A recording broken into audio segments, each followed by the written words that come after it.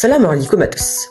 Aujourd'hui, nous allons vous parler de notre quatrième imam, Imam Zaynul Abidin alayhi salam. Que savons-nous sur notre imam? Il est né le 5 Chaban de l'an 38 après l'Hégire. C'était le fils de notre troisième imam. Il a été emprisonné à Cham et il est mort le 25 Muharram de l'an 95 après l'Hégire, soit à l'âge de 57 ans. On a l'image d'un imam malade, alors qu'il n'a même pas passé la moitié de sa vie dans cette maladie. C'est juste qu'il est tombé malade pendant le trajet vers Karbala. On entend à son propos qu'il était très triste et qu'il pleurait beaucoup. En effet, seul Allah subhanahu wa ta'ala sait comment il s'est remis après Ashura. Aujourd'hui, on va parler un peu de sa vie après Karbala. Notre quatrième imam avait 22 ans pendant cet événement. Il a vécu 35 ans après. Il a essayé de reformer la société. À cette époque, les gens qui avaient tué notre troisième imam étaient au pouvoir. Et avec Yazid au pouvoir, la religion était au plus bas niveau.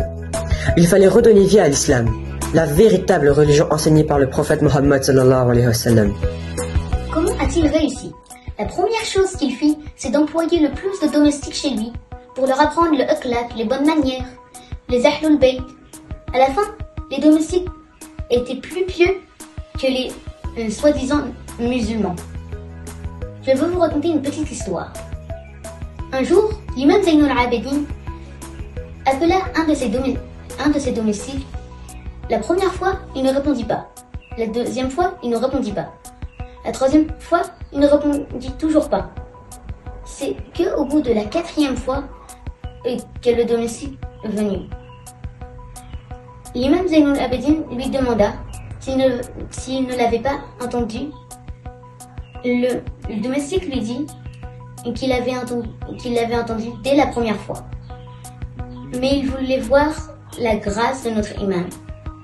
Car, avec les autres maîtres, dès le premier appel sans réponse, on se faisait battre. On voit dans cette petite histoire la grandeur de notre imam, le comportement extraordinaire. Il ne considérait pas ses employés comme des esclaves, mais plutôt comme des amis. Il s'en fichait si c'était d'une race ou d'une autre. Il s'en fichait si c'était pauvre ou riche. L'autre moyen qu'il a utilisé, c'est son magnifique livre d'invocation, le Sahifa Sajjadiyya, qui rapporte plus de 57 doigts. Mais pourquoi un livre de doigts? L'imam disait toujours que le doigt est l'arme du croyant. N'oublions pas que le doigt, c'est pour nous rapprocher d'Allah subhanahu wa ta'ala et c'est cela qui nous met en relation avec Allah subhanahu wa ta'ala. Il y a des doigts pour chaque étape de notre vie. Il y a des doigts pour les enfants, pour les parents, pour les maladies. Je termine par un extrait du doigt tiré de ce grand trésor, le doigt pour les parents. Mon Dieu, remercie-les pour m'avoir élevé. Récompense-les pour m'avoir honoré. Veille sur eux comme ils ont veillé sur moi lorsque j'étais petit. Mon Dieu, prie sur Mohammed et sa sainte famille, ainsi que sur ses descendants. Honore mes parents du meilleur que tu as honoré les pères et les mères de tes serviteurs. Croyants, ô le miséricordieux des miséricordieux. Khuda Hafiz. À bientôt sur l'Itachi News.